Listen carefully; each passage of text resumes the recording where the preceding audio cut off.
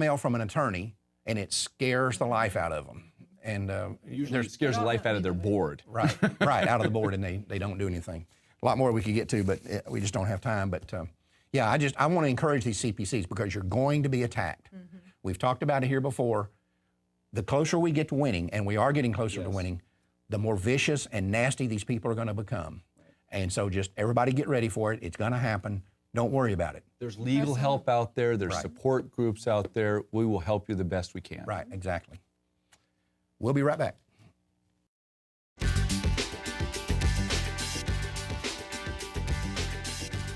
Recently, the abortion lobby began sending coat hangers to members of Congress, warning them that excluding abortion coverage from Obama's plan for socialized medicine would return us to the days of women dying from back alley abortions.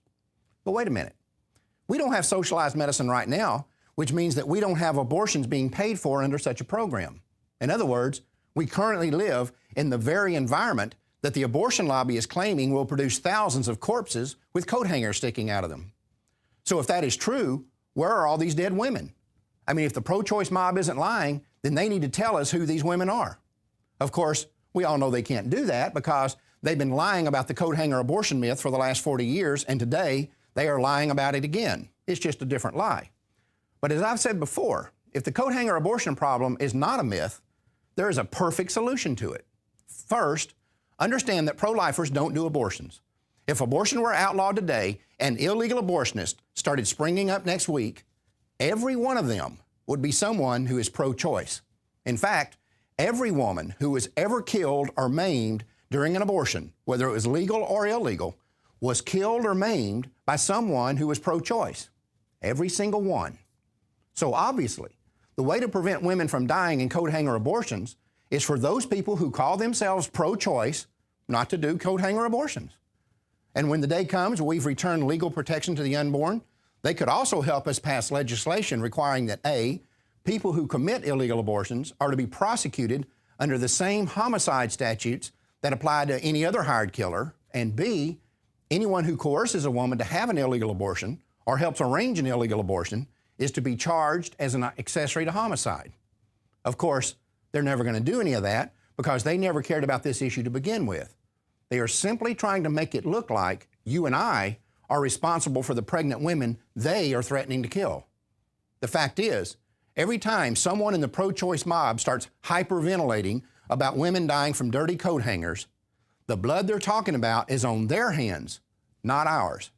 I mean, any way you look at it, when you hear them say that if abortion is made illegal or not funded by the government, women will die, what they're really saying is, if you stop us from killing babies, we're going to start killing women.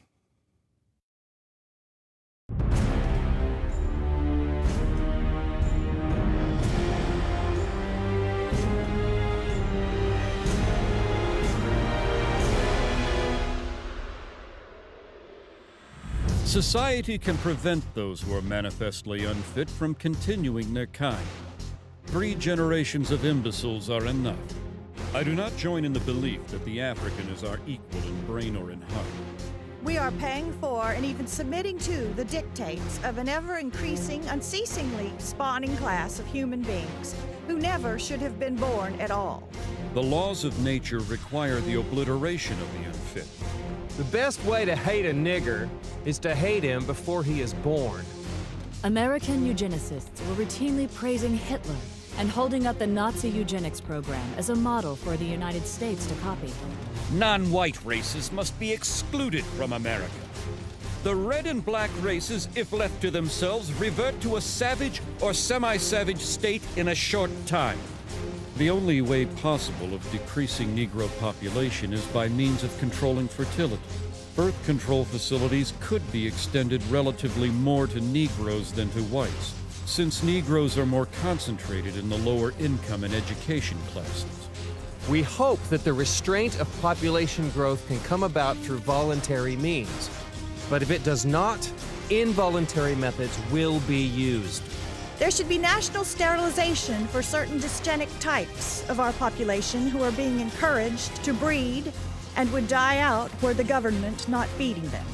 If this movement continues, we soon may be accused of fighting poverty by eliminating the poor and overcoming hunger by removing the hungry. For all their failures, what the eugenics movement had accomplished was to lay the foundation for the next phase of their plan. And this is where they would find the success that they had been chasing for over 100 years.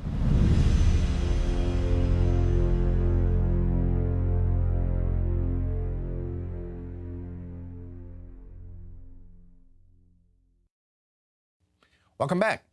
Well, again, we were talking about healthcare again, and you know, I don't want people to get the idea that we're a one-trick pony here, but this thing's got to be stopped. I mean, and there's things going on behind the scenes, and we're fortunate today to have a couple of guests that are in the D.C. area that watch this stuff, that are fighting the battle. First up, we got Michael Hitchborn from the American Life League, they're in Stafford, Virginia, but he works with Judy Brown there. And Michael, thank you for joining us. Well, thank you for having me. It's my pleasure. You've written some stuff that's pretty damning about Planned Parenthood. Basically, you're saying that the debauchery of these people that we all know is very well documented will become part of the government under this new plan.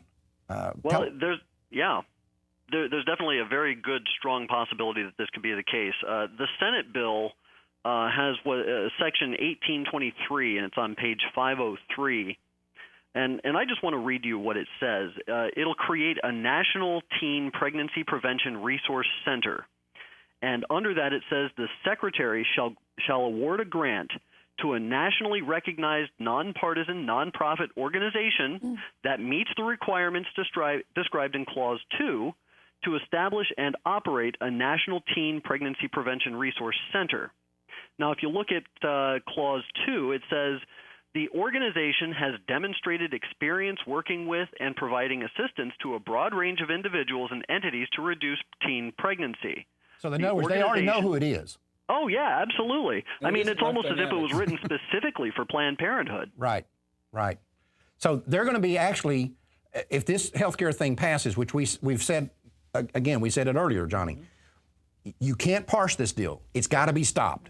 And this is a classic example. They don't have the guts just to come out and say, we're going to establish this as Planned Parenthood. They describe Planned Parenthood. Is that what you're saying, Michael?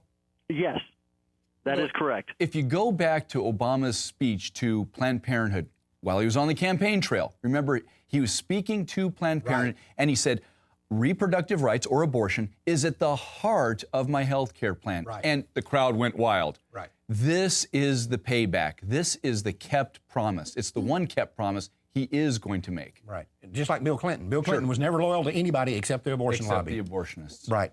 I also want to bring, Michael, we'll get back to you here in just a minute, but I want to bring Wendy Wright into the discussion. Wendy's president of Concerned Women for America. Hello, Wendy. Hello, glad to be on. Thank you for coming on with us. You've also had some thoughts on this that I've seen put out, and I want to kind of get your take. Is Michael and American Life League and me and Life Dynamics and all of us here, are we just out to lunch on this? No, this bill is so outrageous that it's even caused many Democrats to oppose it. But that shouldn't give us any sense that the vote is done and over with. We still need to work very hard. The current Senate bill will pay for abortions. It's even worse than the original House bill. And in fact, the reason why it's worse is because it allows the Secretary of Health and Human Services, who right now is Kathleen Sebelius, the best friend to late-term abortionists that we've ever had in a high position in Washington, D.C., it would allow her to determine whether the health care plans will allow abortion or not. Now, if the Secretary of Health and Human Services does allow abortion, then the states cannot opt out. The states would have to pay for abortion. Now, let's say in the future there ends up being a pro-life Secretary of Health and Human Services, and let's say that secretary decides not to allow the federal funds to pay for abortions. The way the bill is written, the states can. So it's kind of a one-way road that will always give preference for both the federal government and the state governments to fund abortion. This is so atrocious. This is a scam these people are pulling. Yeah. And on top of that, Wendy, help me out with this.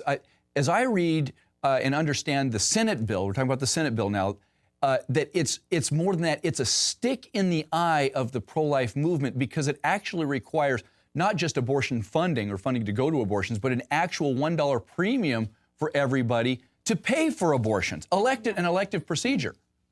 Yeah, everyone that joins in will have to pay a premium to be a part of the program. So you have to pay it monthly, and your premium will go to pay for abortions. Now, and let's look at the big picture of it, too. Ultimately, this government program will allow for, or really require, that bureaucrats will decide what treatment you can and cannot get.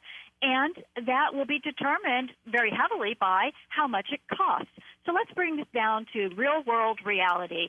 Let's say there's a woman who is pregnant. Now, prenatal care, delivery, postnatal care costs several $1,000s. If that baby has special needs or the mother has special needs, that increases the cost even more. So you've got a bureaucrat deciding, should we approve paying several $1,000s to care for this two patients, or pay $400 for an abortion? I think it's not unforeseeable that government bureaucrats will be approving abortion, but not approving normal, regular, moral health care for pregnant women. What you're saying is they won't be approving it, Wendy. They'll be encouraging it. Yeah. At the point of a gun, basically saying, if you want to give birth to this baby, that's fine, but all the expenses are yours. But if you have an abortion, we'll pay for it. Right. It's almost like women will have to be driven underground in order to get the kind of care that they need. They already have a propensity to reduce the population. So that's their premise from which they're starting from. Right, exactly. And if you were governor of Texas and this passes, you can't do anything about it? You have to follow it? They're saying that the states are going to have this opt-out deal, but this is pure nonsense, because what the state's option is to opt out of the health care program, but you still have to pay for it. Mm-hmm. And it would be like you going to a car dealership and they're saying, you can choose to buy this car or not buy this car, but you're going to write a check for it before you leave. The only distinction is whether you leave with the car or you don't leave with it, but you're going to pay for it. And the way this opt-out thing works, as I understand it, and I've heard other people make this same analysis, is the state can opt out of it, but they can't opt out of paying for it. Is that right, Wendy? Yes, that's correct. So it really is a sham. It's a way of getting a good soundbite out there to make it people feel as if they could still be somehow in control, at least through their states. But the reality is they won't be in control. There is one purpose for passing this health care bill, and that's